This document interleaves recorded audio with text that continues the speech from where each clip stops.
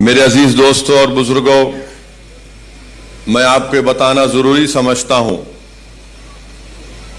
कि जब असेंबली के इंतखाबात हो रहे थे तो उस वक्त भी मुझे आने का मौका मिला और जनाब फारूक साहब की इंतखाबी मुहिम में मैं यहां पर आया था। आपको याद होगा कि पूरी इंतखाबी मुहिम के दौरान में कांग्रेस और राष्ट्रवादी कांग्रेस की जबान पर, उनके कायदीन की जबान पर एक ही जुमला था कि मजलिस को वोट मत दो, मजलिस को वोट देंगे तो भारतीय जनता पार्टी और शिवसेना की कामयाबी होगी।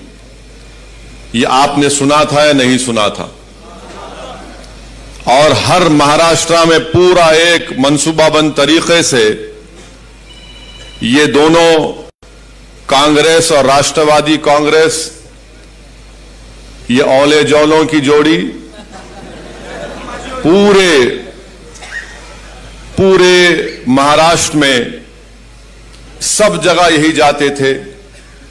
जहां पर मुसलमानों के इलाकों में जाते वहां पर यह बात जरूर कहते कि मजलिस को वोट मत दो क्योंकि शिवसेना और बीजेपी को फायदा होगा। और बाज हमारे मासूम मुसलमान भी थे, आज भी हैं, जो इनके झूठ को यकीन कर लेते हैं और ये कहते हैं कि हां बीजेपी और शिवसेना को रोकना है और इसीलिए मजलिस को वोट नहीं देंगे। और उसका नतीजा हुआ भी। शोलापुर में हमारे बाज मुसलमान भाइयों ने इस झूठ को सच समझा और उस रिवायत को बरकरार रखा उन मुसलमानों ने कि पिछले 60 साल से न सिर्फ महाराष्ट्र बल्कि मुल्क के मुसलमानों से हमेशा जो अपने आप को सेकुलर कहती हैं, उन्होंने मुसलमानों को सबसे बड़ा धोखा दिया। इलेक्शन तो हो गया, नतीजा भी आ गया। अल्हम्दुलिल्लाह मैं बड़ा मुतमईन हूं कि मजलिस के उम्मीदवार ने यह कहकर शोलापुर की आवाम का दिल दोबारा जीत लिया कि आपने मुझे इतनी हजारों की तादाद में वोट देकर मुझे खरीद लिया। अल्हम्दुलिल्लाह यह बड़ी बात है कि किसी एक सियासी पार्टी के उम्मीदवार की कामयाबी नहीं होती है, मगर वो आपकी वोट और आपकी मेहनत और दुआओं का इस तरह से पूरे इखलास और खुलूस के साथ शुक्रिया अदा करता है और न सिर्फ जबान से इस बात का इकरार किया बल्कि मैंने बहुत ही कम ऐसे सियासी जिम्मेदारों को देखा जो इलेक्शन में शिकस्त के बावजूद भी आवाम के दरमियान में रहते और आवाम का काम करते रहते हैं, जिसमें काबिल जिक्र हमारे फारूक शाब्दी साहब हैं। अल्लाह उनके इस जज्बे को सलामत रखे। मैं आपसे अर्ज कर रहा था कि कांग्रेस और राष्ट्रवादी ने बार बार सिर्फ यही कहा था, असदुद्दीन ओवैसी बी टीम है और बीजेपी शिवसेना को वोट मत दो वरना मोदी आ जाएगा। यानी हमको बी टीम बना दिए, इल्जाम तो लगाए, मगर जब इलेक्शन का नतीजा निकला तो अचानक ये तमाम के तमाम एक जगह जमा होकर बोले, अरे हम और तुम तो एक है ना, हम और तुम तो एक है। एक का नाम राहुल है, एक का नाम पवार है, एक का नाम ठाकरे, अपन एक है, एक हो जाएंगे। एक हो गए। और मैं तुमसे पुकार पुकार कर कह रहा था कि देखो तुम्हारा और मेरा रिश्ता वो रिश्ता है जिसको रब्बे कायनात ने कलमे की बुनियाद पर जोड़ा, एक हो जाओ, एक हो जाओ, एक हो जाओ। मगर तुमने मेरे पैगाम को नहीं समझा, अगियारों ने एक होकर तुम्हारे मुंह पर एक तमाचा मारा। वो एक हो गए। क्यों एक हुए? इख्तिदार हासिल करना था, ताकत हासिल करना था। और वो मुसलमान जो कांग्रेस और राष्ट्रवादी के झूठ का शिकार हो गया, मैं उनसे पूछ रहा हूं, बताओ तुम्हारे पास मेरे इस सवाल का क्या जवाब? बताओ तुम्हारे पास क्या जवाब है? क्या तुम जवाब दे पाओगे? क्या तुम अपने जमीर को जवाब दे पाओगे? क्या तुम अपने आप से मुतमईन हो कि जिसका तुमने साथ दिया वो शिवसेना को महाराष्ट्र के इख्तिदार की कुर्सी पर लाकर बिठा दिया? क्या शिवसेना सेकुलर पार्टी नहीं है? शिवसेना भारतीय जनता पार्टी की तरह एक कम्युनल पार्टी है, थी और रहेगी हमेशा। ये शिवसेना कोई सेकुलर पार्टी नहीं है। और ये सेकुलरिज्म के गुलाम जिनके दुम छल्ले बनकर फिरते हैं राष्ट्रवादी कांग्रेस के और कांग्रेस के, तुम सर्टिफिकेट दोगे कि कौन सेकुलर कौन कम्युनल है? इसीलिए हमेशा मैं कहता हूं कि इन्हीं की सर्टिफिकेट की हमको जरूरत नहीं है। ना मंजलिस को जरूरत है, ना मुसलमानों को जरूरत है, ना दलितों को जरूरत है, ना हर उस सेकुलर जहन रखने वाले शख्स को जरूरत है। कौन है ये लोग कि इनके साथ आ जाएगा तो सेकुलर और इनके साथ नहीं आएगा तो कम्युनल? अरे तुम क्या दुकान चला रहे हो कोई नोटरी की कोर्ट के सामने के तुम स्टैंप मार के दोगे तो सेकुलर हो जाएगा? शिवसेना के सेकुलर है? बताओ शरद पवार साहब, बताओ राहुल गांधी, क्या शिवसेना सेकुलर है? और तुम सारी दुनिया के सामने जाके कहते हो कि मंजलिस को वोट मत दो। क्या तुम भूल गए 92 में क्या हुआ था मुंबई की सड़कों पर? क्या तुम भूल गए श्री कृष्णा कमीशन की रिपोर्ट को? क्या तुम भूल गए उन तमाम नफरत भरी तकारीर को? बयान करना शुरू करूं मैं, एक एक चीज एक एक जुमला याद है, मगर ये लोग अपने इख्तिदार को बचाने के लिए, अपनी दौलत को बचाने के लिए, अपने खानदान को बचाने के लिए, अपने परिवार को बचाने के लिए। अच्छा, तर्फ तमाशा तो ये है, राष्ट्रवादी कांग्रेस वाले अजीत पवार 48 घंटे के दूल्हे भी बन गए थे।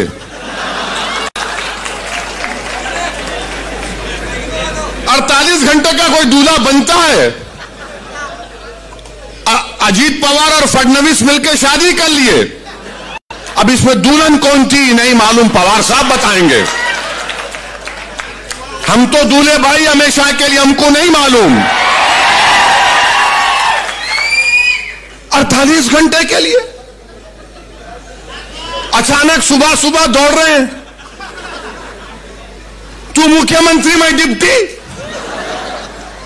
और फिर पूरे फाइल गायब, पूरी फाइल गायब, और फिर बाद में सेकुलर हो आते हैं। नहीं नहीं नहीं, वो गंदा है फडणवीस, बीजेपी है। और फिर उद्धव ठाकरे को बोलते नहीं नहीं, ये दूध का धुलावा है, शिवसेना अच्छी है। अब जाके कोई पूछेगा इनसे, जवाब दो, ये क्या ड्रामा किया तुमने? अगर कोई मुसलमान राष्ट्रवादी कांग्रेस का निकलकर किसी और पार्टी में आ जाता, मिसाल के तौर पर मंजलिस में आ जाता है, तो उसको बोलेंगे ये गद्दार है, निकाल के फेंकेंगे उसको, पुलिस पीछे लगा देंगे। नहीं, ये कैसा आ रहा है, मंजलिस में कैसे दाखिल हो रहा है? मगर आपके घर वाला जाकर बीजेपी को सपोर्ट करता है तो कुछ नहीं होता। ये क्यों बता रहा हूं कि आपको समझना है, महाराष्ट्र के मुसलमानों को समझाने के लिए, महाराष्ट्र के सेकुलर जहन रखने वाले लोगों को समझाने के लिए। हर बात पे कहते हैं मजबूरी है, कहे की मजबूरी बताओ मेरे को, कहे की मजबूरी है? यानी हम सब भूल जाएं और तुम जो फैसला करोगे हम गुलामों की तरह, कैदियों की तरह तुम्हारे में हाँ मिलाते रहे। शिवसेना को तुमने सेकुलर बना दिया और मंजलिस को तुमने कम्युनल कह दिया। क्या इनका मामला है? और ये तीनों की, ये 3-1 की सरकार, 3 मिलके सरकार चला रहे हैं और फिर बोल रहे नहीं सेकुलरिज्म को बचाना है। कौन सा सेकुलरिज्म बचाएंगे? क्या यह बात सच नहीं है कि महाराष्ट्र की विधानसभा में उद्धव ठाकरे ने असेंबली में खड़े होकर नहीं कहा था, इम्तियाज साहब अभी हालिया दिनों में कहा था ना, मंदिर के बारे में, मस्जिद के बारे में, मुख्यमंत्री है। बताओ कांग्रेसियों, राष्ट्रवादियों, तुमको शर्म नहीं आती कि तुम्हारा तायद का एक चीफ मिनिस्टर खड़े होकर कहता है कि हमने बाबरी मस्जिद को शहीद किया था। शर्म आनी चाहिए लोगों को। याद करो मुसलमानों, जब मैं तुमसे कह रहा था, याद करो मैं जब तुमसे पुकार पुकार कर कह रहा था, तुमसे भीख मांग रहा था और आज भी मांग रहा हूं कि अब तुम इन पर भरोसा मत करो, अपने आप पर करो, अल्लाह पर करो और अपने वोट का सही इस्तेमाल करो। और आपका मामला यह है कि हमारी तकरीर सुन लिए, थाली मार लिए, आंख में दो खतरे आंसू के आ गए, आपने मुझ पर खैरात बरसा दी और घर को जाकर नहीं अब सुबह में देखेंगे। नहीं, बदलना है। इनको पहचानो, आप इनको पहचानो। अपने इख्तिदार के लिए, अपनी सत्ता के लिए, अपने खानदान को बचाने के लिए, अपने परिवार को बचाने के लिए, अपनी जेबों को भरने के लिए, अपने करप्शन के स्कैंडल्स को छुपाने के लिए इन्होंने सेकुलरिज्म को खत्म नहीं बल्कि दफना दिया। महाराष्ट्र में दफना दिया सेकुलरिज्म को कांग्रेस ने, राष्ट्रवादी कांग्रेस ने। अब क्या बोलेंगे? नहीं, मोदी को रोकना है। मेरे दोस्त, कब से फर्क पैदा हो गया बीजेपी शिवसेना में? कब से फर्क पैदा हो गया? मगर ये लोग आकर हमारे जहनों को कैप्चर करके बैठे। मुसलमानों को बोलेंगे नहीं, क्या करें? अरे क्या करना है? तुम इख्तिदार से दूर रहो, कराओ इलेक्शन दोबारा, इतना दौलत तुम्हारे पास है ना। मगर नहीं, हमारे जज्बात का मजाक उड़ाया गया, सेकुलरिज्म को दफना दिया गया और सेकुलरिज्म की खबर पर ये कांग्रेस, राष्ट्रवादी उद्धव ठाकरे अपने इख्तिदार का महल बनाकर यहां पर महाराष्ट्र में हुकूमत कर रहे हैं। मेरे अजीज दोस्तों और बुजुर्गों, बताओ क्या राष्ट्रवादी कांग्रेस और कांग्रेस पार्टी भूल गई? भूल गए वो कि मुसलमानों को रिजर्वेशन? अब बात ही नहीं करते, कोई बात ही नहीं करता। बात करते हैं तो वंकाड़े की, उन्हें मुसलमान है नहीं है। अरे ये मुसलमान को जो रिजर्वेशन होना उसका क्या? और क्यों होना मुसलमान को रिजर्वेशन? आपके पास कितने लोगों के पास जेब में कलम है? कितनों के पास नहीं है? हाथ उठाओ। यही परेशानी है मुसलमानों से। कलम रखो जेब में, ये कलम रखो, लिखो, याद रखो इन चीजों को। अब आप किसी को फोन करें, मेरे को फोन करते, इनका नंबर दो, इम्तियाज जेल का, मैं लिखो बोलते, ए कलम ला, अरे कहां रखा कलम? जेब में कलम रखो, ये कलम तुमको जिंदा रखेगा। तलवार जिंदा नहीं रखेगी, कलम जिंदा रखेगा। हम क्यों रिजर्वेशन की बात कर रहे हैं? मैं उद्धव ठाकरे के लिए अब तकरीर करूंगा, यहां से शिवसेना के लिए करूंगा। अब आपको बताना पड़ेगा मेरे इन सवालों का जवाब। क्या बॉम्बे हाई कोर्ट ने अपने इंटरिम ऑर्डर में नहीं कहा कि महाराष्ट्र में वो मुसलमानों में जो 50 या 55 बिरादरियां, उनको रिजर्वेशन दिया जा सकता, क्योंकि वो समाजी तौर पर, तालीमी तौर पर, सोशली और एजुकेशनली बैकवर्ड है? क्या कहा था? नहीं कहा था? कहा था, और कहा कि तालीम में दो।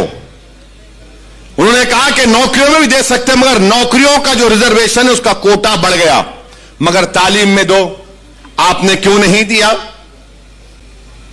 क्या कांग्रेस पार्टी जबान बंद करके बैठी है? राष्ट्रवादी कांग्रेस मुंह बंद के बैठी है? यह तुम्हारी मोहब्बत है मुसलमानों से? मगर नहीं, हम क्यों पूछ रहे रिजर्वेशन? अब आप लिख लो इसको या याद रखो, ताकि अगर कोई महल्ले में कोई कांग्रेसी, राष्ट्रवादी या सैनिक आया तो उसको बोला, ये बैठ जरा सुन, मेरी बर्बादी की दास्तान सुन और इसका जवाब दे। मेरे भाई, महाराष्ट्र में 11% मुसलमानों की आबादी। हमारे जर्नलिस्ट हजरात भी साथ है हमसे, हमारे से बड़ी मोहब्बत है उनको। हमसे भी मोहब्बत थी मालूम था, मगर हमारी गाड़ी से भी मोहब्बत हो गई। मुबारक हो, दूल्हे की गाड़ी जब आती है तो नाचते हैं लोग। महाराष्ट्र में कितने मुसलमान के पास ग्रेजुएट हैं?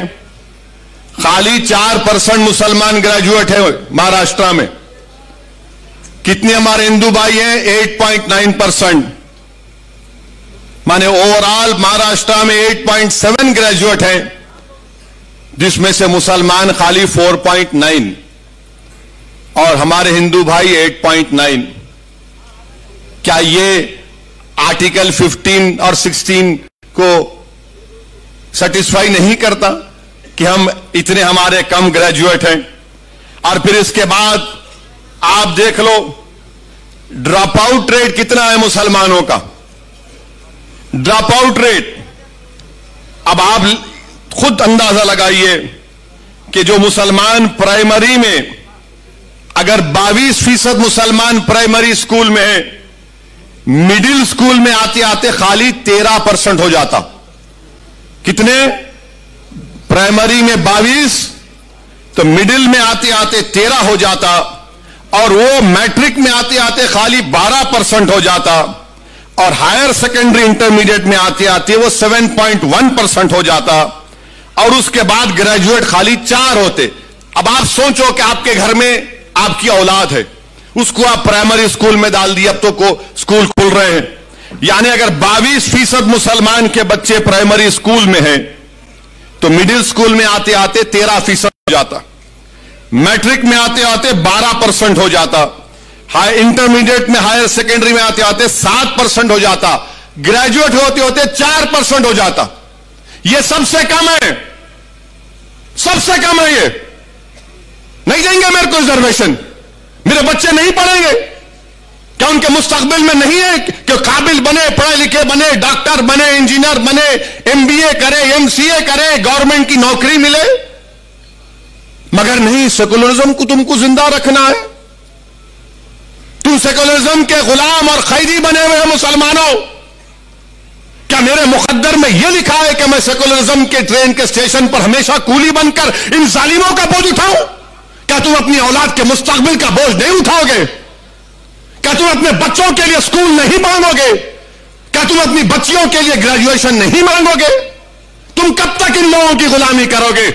और ये झूठ पे झूठ, झूठ पे झूठ, पीठ पे इतने खंजर मारे गए मुसलमानों के कि पीठ पे कोई जगह बाकी नहीं है जहां पे तुम्हारा जख्म ना हो।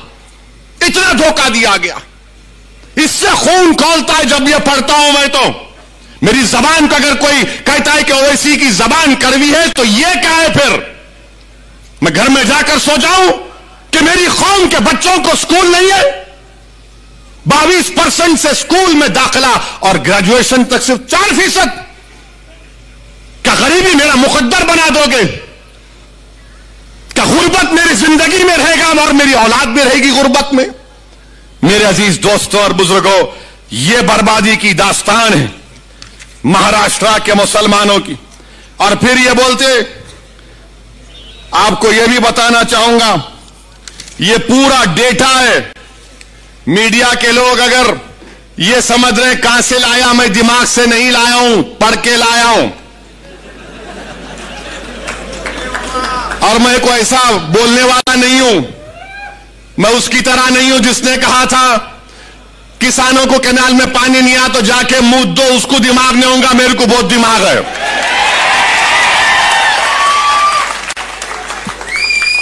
अब आप सुनो, पूरे महाराष्ट्र में कितनी जमीनें, एग्रीकल्चर लैंड कितनी है मुसलमानों के पास रूरल एरिया में। और वो मुसलमानों को मैं याद दिला रहा हूं जो उस वक्त असेंबली के इलेक्शन में जो बैंड बाजा की पार्टी बने हुए थे कांग्रेस राष्ट्रवादी के लिए, सेकुलरिज्म सेकुलरिज्म, वोट दो, वैसी आ जाएगा। अब बोलो, देखो कितनी जमीन तुम्हारे पास है, जिरात की जमीन, एग्रीकल्चर जमीन, देही इलाकों में। मराठाओं के पास, जिनके पास कोई जमीन नहीं है जिरात की, मराठाओं के 8.66% हैं, जिनके पास एग्रीकल्चर की कोई जमीन नहीं है। कितने मुसलमानों के पास एग्रीकल्चर की जमीन नहीं है? अच्छा, यहां कोई गांव से आया? कोई गांव में जमीन है तुम्हारी? है तो हाथ उठाओ, डरो मत, नहीं डरो। कितने? एक दो, जो गांव में जमीन है, ज़िराअत की जमीन, कितने? खाली 4 हाथ उठे, वहां 5 6। अब आप, ये सही है ना? फिर 83% महाराष्ट्र के मुसलमानों के पास रूरल एरिया में, देही इलाकों में कोई ज़िराअत की जमीन नहीं है, कोई ज़िराअत की जमीन नहीं है। और हमारे मराठा भाइयों के पास 8.66% उनके पास जमीन नहीं है। अच्छा, 2.5 एकड़ जमीन हमारे मराठा भाइयों के पास कितना है? 62.74%। और मुसलमानों के पास 10%। मुबारक हो, सेकुलरिज्म जिंदा है अभी, मुबारक हो तुमको। 62% जिसके पास 2.5 एकड़ जमीन है उसको रिजर्वेशन देंगे। जिसके पास 10% लोगों के पास 2.5 एकड़ जमीन है उसको नहीं देंगे आप, क्योंकि वो गरीब है, तुम तो दौलतमंद हो, तुम्हारे घरों में तो अरब का तेल निकल रहा है ना। घर में चिराग जलाने के लिए तेल नहीं है और ये जालिम हमको रिजर्वेशन नहीं देंगे।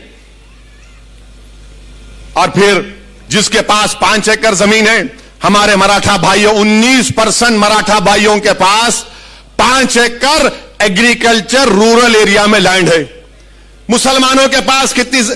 5 एकड़ जमीन कितने लोगों के पास है महाराष्ट्र में? खाली 4.60%। 10 एकड़ 6% मराठाओं के पास है। मुसलमानों के पास कितने? 1.20। और फिर 10 एकड़ के ऊपर कितने मराठाओं के पास जमीन है? 2.70। मुसलमानों के पास 1% भी 10 एकड़ के ऊपर जमीन नहीं है।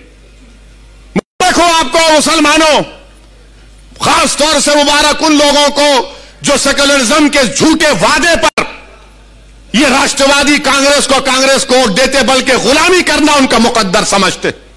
ये तुम्हारी बर्बादी की दास्तान बयान कर रहा हूं। और फिर इसके बाद आप जाइए, आपकी आमदनी कितनी है मालूम आपको? ये कमेटी बता रही है, कमेटी कह रही है कि सालाना 25,200 जो मुसलमानों की आमदनी है वो सिर्फ 20% है। सालाना 25,200 रुपये, यानी जो 1,200 रुपये महीने कमाता वो महाराष्ट्र में 25% मुसलमान है। और जो 20% है, जो 25,000 से 2,000 और 50,000 के दरमियान में जो कमाता मुसलमान सालाना 12 महीने में, जो 25,200 से 50,400 कमाता वो 41% है मुसलमान।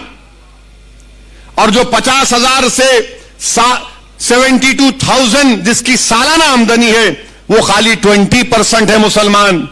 और जो 72,000 से 3,60,000 जो 12 महीने में कमाता वो सिर्फ 17% है। और जो 3,60,000 के ऊपर कमाता वो ओनली 0.36% है। क्या आप खुश हैं इससे? मुझे पूछ बजवा दो, बताइए।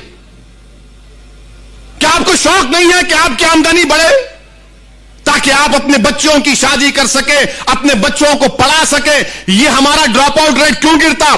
22% पे प्राइमरी है, ग्रेजुएशन में आते आते 4 क्यों होते? जाकर पूछो, हर मुसलमान से कहेगा कि पैसे नहीं है बच्चों को पढ़ाने के लिए। अगर मेरे पास दौलत होती तो पढ़ा देता, बेटी होती तो बोलता है 10th पढ़ ली, अब शादी कराना है 12वीं के बाद। तुम अपने बच्चों को नहीं पढ़ा सक रहे महाराष्ट्र के मुसलमानों, यह तुम्हारी आमदनी है। आप बताओ, आप क्या खामोश बैठेंगे? आप फिर अंदाजा लगाइए। और फिर अब ये हमारे मराठा भाइयों की आमदनी क्या है ये भी देख लो आप। ये भी नंबर लाया हूं, पूरी तैयारी करके आता हूं हमेशा। ये तो आपको बता दिया मैं। अब देखो हमारे मराठा भाइयों की आमदनी जो सालाना 24,000 कमाते वो 22% है। आप 25,000 जो कमाते हो 20% है। और फिर जो हमारे मराठा भाई 24,000 से 50,000 कमाते वो भी 22% है। 50,000 से 1 लाख जो कमाते सालाना 19% है। जो 1 लाख से 4 लाख कमाते वो 8% है, और जो 4 लाख के ऊपर कमाते वो 0.46% है। चलो देख लो दोनों कौन नीचे है, इसका भी कोई जिक्र नहीं करेंगे। अच्छा, फिर एक और आपकी बर्बादी की दास्तान। मुसलमानों को अगर बैंक से लोन लेना है, बैंक से लोन मिलना है तो हमको नहीं मिलता, चप्पल घस जाती है हमारी। मिलिया इस नहीं तेरे को, मुबारक। अब किसको वोट देता तू? फिर सेकुलरिज्म के नाम पे जाता उधर, जाएंगे आप फिर उधर। कितनों को वोट? आप देखो, आप 40% मराठा भाइयों को बैंक से लोन मिलता, मुसलमानों को बैंक कोऑपरेटिव मिला के खाली 5%। वहां 40%, यहां 5%। कोऑपरेटिव सोसाइटियों में 40% मराठा भाइयों को लोन मिलता, मदद मिलती। हमारे पास क्रेडिट सोसाइटी में 2.6। मुबारक हो वो गुलामों को, मुबारकबाद दे रहा हूं जो राष्ट्रवादी कांग्रेस और कांग्रेस का भजन मंडली का काम करते हैं। प्राइवेट मनी लेंडर्स, यानी ये जो प्राइवेट मनी देते, खून चूसते, वो 14% मराठा भाइयों को लोन देते और मुसलमानों को 4%। अच्छा, दोस्त अहबाब जो मराठा भाइयों को मदद करते हो 2% और मुसलमानों में 17%। ये डेटा है। अब अभी बताओ आप क्या करेंगे अब आप? इसीलिए मजलिस इत्तेहादुल मुस्लिमीन ने तय किया कि रिजर्वेशन मुसलमान के लिए जरूरी है महाराष्ट्र के। अच्छा, गुर्बत कितनी है, पॉवर्टी पूरे महाराष्ट्र में, रूरल एरिया में 28% मुसलमानों में, देही इलाकों में, शहरी इलाके अर्बन इलाके में 15.6, हमारे हिंदू भाइयों में पॉवर्टी रूरल देही इलाकों में 23.8 और अर्बन इलाकों में 6.9। यहां पर भी हम पीछे हैं ना। नहीं दोगे रिजर्वेशन, किसको देगो फिर? ये हमारा ये रिकॉर्ड आपके सामने इसलिए रख रहा हूं। अब आप सुन लो और एक बर्बादी की दास्तान। मुसलमान जो कच्चे घरों में रहता है वो 67% है महाराष्ट्र में। 67% मुसलमान कच्चे घरों में रहता है। तुम्हारे घर नहीं है और तुम सेकुलरिज्म की बात करते हो। मुझे उस बात का गुस्सा आता है। मुझे इन गैरों से, इन दुश्मनों से शिकवा नहीं है, मुझे अपने भाइयों से शिकवा है। मुझे वोट मत दो, मगर ये जुल्म को तो खत्म करो, ये नाइंसाफी को तो खत्म करो। मेरा हक तो मुझे दो, मुझे इज्जत की जिंदगी दो और मौत में भी इज्जत दो। मेरे नौजवानों का मुस्तकबिल दो, मेरे बच्चों को स्कूल दो, मुझे एक मुकाम दो। मैं आसमान से तारे तोड़ने के लाने की बात नहीं कर रहा हूं। ये सब क्या है फिर? मैं कब तक इन घरों में रहूंगा? और आपके पास पक्का घर कितने मुसलमानों के पास? 31%। 31%। और उस घर का भी देख लो मामला क्या है। जो घर बोल रहे थे मुसलमानों के पास 31% घर है। अब आपसे एक सवाल करूंगा और हमारे मीडिया वाले इसका जवाब सुन लेंगे। क्या मुसलमानों के एक घर में 3 लोग नहीं, 3-4 लोग नहीं सोते? कम से कम 3 लोग तो सोते हैं कमरे में, इस्तेमाल करते। जोर से बोलो, इनको मालूम होना ना, नहीं तो इन्हों हमारे पीछे रहते। अब आप ये बताओ, आपको जानकर तकलीफ होगी कि हमारे मराठा भाइयों के पास 3 रूम के कमरे 20% लोगों के पास है। 2 रूम का घर 48% लोगों के पास है। 4 रूम का घर 8% लोगों के पास है। 5 से ज्यादा कमरे का घर 3% लोगों के पास है। मेरे पास क्या है? मेरे पास सेकुलरिज्म है, मेरे पास धोखा है। मेरे दादा को धोखा दिए, उनके बाप को दिए, मेरे बाबा को धोखा दिया, अब तुमको धोखा दे रहे हो।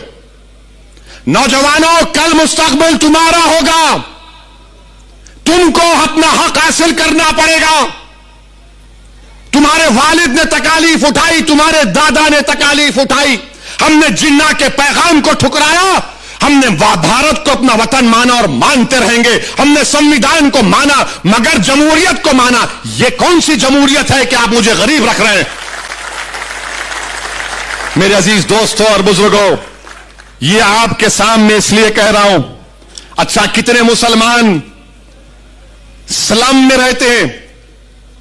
महाराष्ट्र की रिपोर्ट कह रही है 54% लोग स्लम इलाकों में रहते। और आपको मालूम, हमारे मराठा भाइयों के पास 76% मराठा भाइयों के पास टॉयलेट है, मुसलमानों के पास खाली 35%। यह डेटा है। मेरे को मालूम है कि कल के बाद हमारे मीडिया वाले, बल्कि आज शाम से शुरू कर देंगे कि शोलापुर में ओवैसी ने भड़काऊ भाषण दिया। अरे थू है तुम्हारी बातों पर, कोई परवाह नहीं है। तुम जो लिखते लिखो, जो दिखाते दिखाओ, मेरी जबान को तुम रोक नहीं पाओगे। यह जुल्म है मेरे मुसलमानों से, यह जुल्म है मुझसे। तुम रिजर्वेशन नहीं देना चाहते मगर जुल्म क्यों कर रहे मुझ पर? क्यों जुल्म कर रहे मुझ पर? और आपको मालूम, मेरे अजीज दोस्तों और बुजुर्गों, आपके सामने हर चीज को खोल खोल कर बयान कर दिया हूं। अब आप देखो, क्या एक मुसलमान आईएएस ऑफिसर है महाराष्ट्र में? वो एक है, उन्हें बोल रहा मैं नहीं हूं, मैं हिंदू हूं बोल रहा हूं। उन्हें अल्लाह को मालूम उन्हें क्या है। I don't know. इधर भी है उधर भी है, उन्हें बिन पेंदे का लोटा है, उन्हें भी ऐसा है। और ये जो राष्ट्रवादी और कांग्रेस के बोलते, अरे अरे नहीं मियां, उन्होंने आके बोल के चले जाते, उनका क्या है? अरे मैं आके बोल के नहीं जाता हूं, मैं ये तमाम हकीकत बयान कर रहा हूं। और अगर तुमको समझ में नहीं आया तो बुला लो, बैठ के बात करेंगे। अच्छा, एक मुसलमान आईएएस ऑफिसर नहीं है महाराष्ट्र में।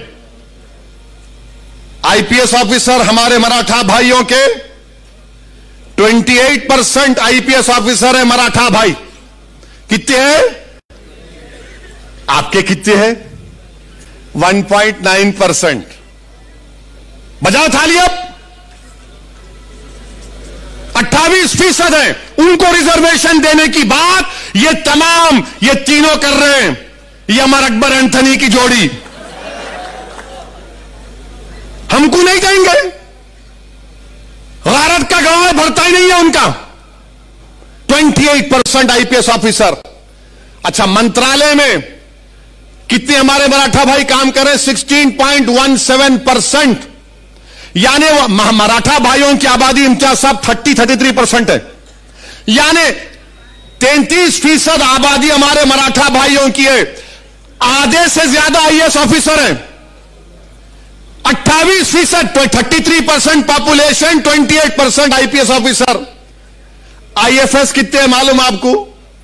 18% है हमारे मराठा भाइयों के। आपके कितने? नो, जीरो हैं आप।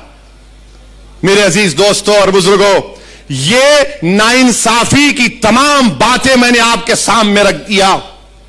अब आप कच्चा पीने का पानी भी ले लो। वैसे माशाल्लाह ये राष्ट्रवादी और ये कांग्रेस शोलापुर में कितने 5 दिन में एक बार पानी, रोज पानी आता आपको? आता फारूक? 5 दिन में एक मर्तबा आता। हाँ,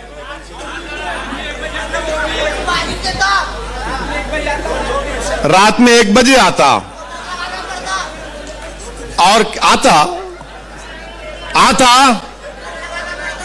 आता क्या? कितने दिन में आता? तो तुम दोबारा आने देंगे उनको बल्दिया इलेक्शन में?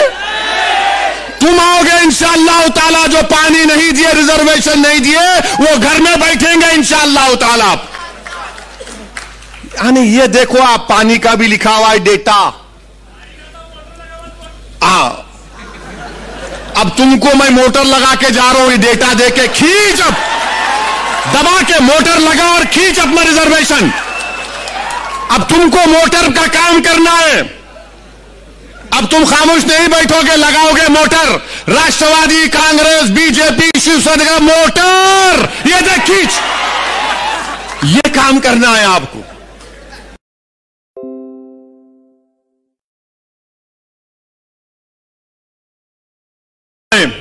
जिनको हाई कोर्ट ने कहा कि इनको रिजर्वेशन मिल सकता है, मिलेगा, मराठा भाइयों को सुप्रीम कोर्ट ने भी कह दिया कि इनका डेटा एम्पिरिकल डेटा नहीं है, इनका बैकवर्डनेस का, सोशल एजुकेशनल बैकवर्डनेस का आप देना है, दो आप, हम रोक नहीं रहे। मगर इंसाफ किससे होगा? इंसाफ ताकतवर से होगा या मजलूम से होगा?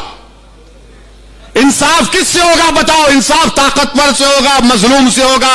इंसाफ ताकतवर से होगा या कमजोर से होगा? इंसाफ तो कमजोर से होना चाहिए ना, इंसाफ तो मजलूम से होना चाहिए। ताकतवर को और ताकतवर करना यही इक्वालिटी नहीं है, कमजोर को ताकतवर के मुकाम पर लाना यह इक्वालिटी है, जिसका भारत की संविधान में बाबा साहिब अंबेडकर ने आर्टिकल फंडामेंटल राइट उसको बना दिया, राइट टू इक्वालिटी को। हम तो वही पूछ रहे हैं मेरे अजीज दोस्तों और बुजुर्गों। यही चंद गुजारिशात मुझे आप तक करना था। 11 दिसंबर को चलो मुंबई का प्रोग्राम है, उसमें जरूर शिरकत करिए। अगर आप नहीं आ सकते तो उसके लिए दुआ करिए। और मैं ये महाराष्ट्र की सरकार से कह रहा हूं, ये अमरावती में जो तबाही और बर्बादी हुई ठीक नहीं हुआ। क्या कर रहे थे हुकूमत आपकी? कैसा किसी दुकानों को जलाया गया? किसने किया ये? चाहे किसी मजहब के मानने वाले की दुकान हो, क्या सरकार चला रहे हैं तुम लोग? लॉ एंड ऑर्डर मेंटेन करना नहीं आता? तुमको नहीं मालूम था कि गड़बड़ होगी? किसने जुलूस निकाला वहां अमरावती में? दुकानों को तशद्दुद के जरिए बर्बाद कर दिया गया। मंजलिस हमेशा से तशद्दुद का, वायलेंस का कंडेम किया है, मगर यह सरकार की जिम्मेदारी है। मेरे अजीज दोस्तों और बुजुर्गों, यही चंद बातें आप तक पहुंचाना था। अभी तो यह स्टार्ट लिया हूं, फिर आऊंगा, मैदान में जलसा होगा, इंशाअल्लाह आधी बात करेंगे पूरी। मगर आपसे गुजारिश है कि मैंने जिन इन अहम बातों का जिक्र किया, सोचिए थोड़ी देर के लिए, यहां से एक फिक्र लेकर जाओ। याद रखो कि मुस्तकबिल आपका है, रिजर्वेशन मुसलमानों का हक है। और महाराष्ट्र की सरकार, ये तीनों पार्टियों की सरकार अगर ये सेकुलरिज्म को, इक्वालिटी को मानते हैं तो इनको महाराष्ट्र के मुसलमानों को रिजर्वेशन देना पड़ेगा। नागपुर के असेंबली के सेशन में बिल लाओ और महाराष्ट्र के मुसलमानों से इंसाफ करो। अस्सलाम वालेकुम व रहमतुल्लाहि व बरकातुहू।